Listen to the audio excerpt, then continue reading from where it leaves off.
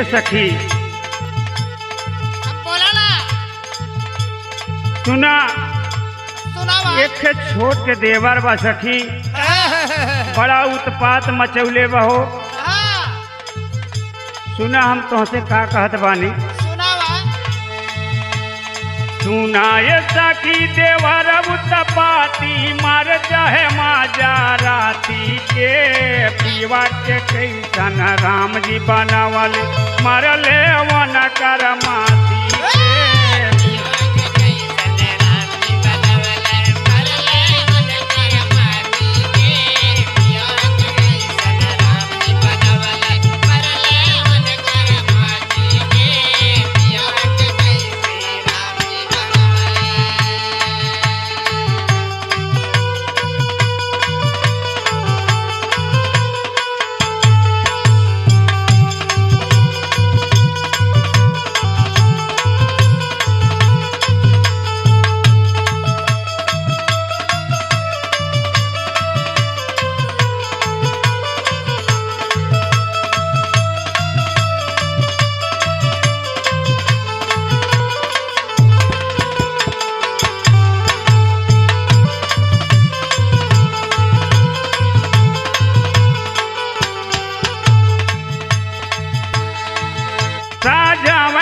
सूती जाले काई के बहाना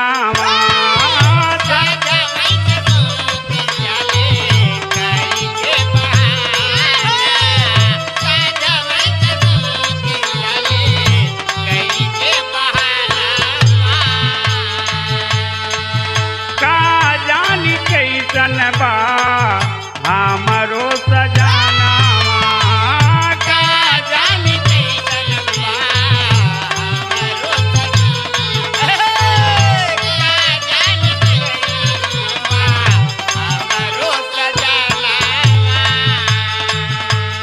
रोज भर मावे रोज तरसावे आजकल कहे रोज राती के पीवा के कैसन राम जी बनावल मरले वन कर माती के पीवा के कैसन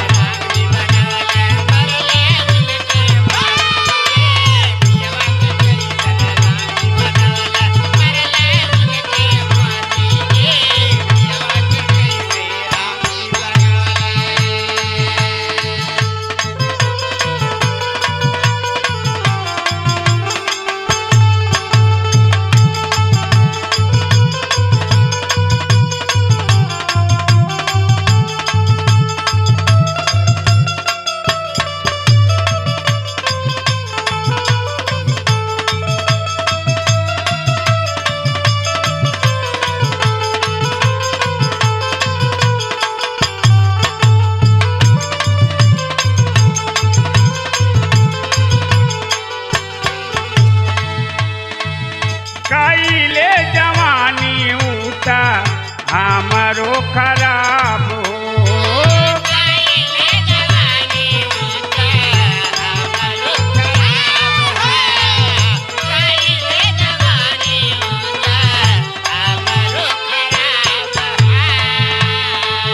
देवारा कहे भौजी तू त संगे आज हो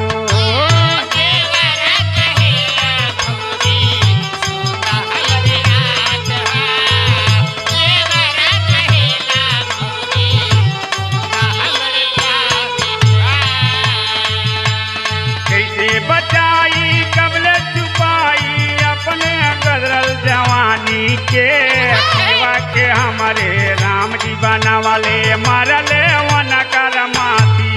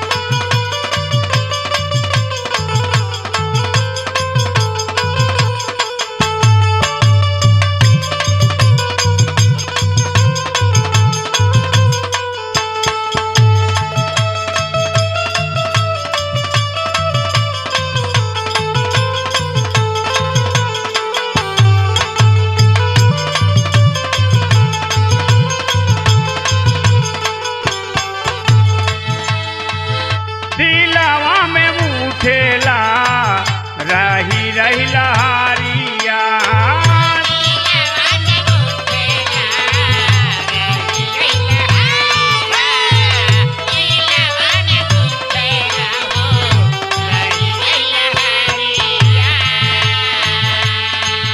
जेपी मुन्ना जानी करा वही भिकारिया जेपी मुन्ना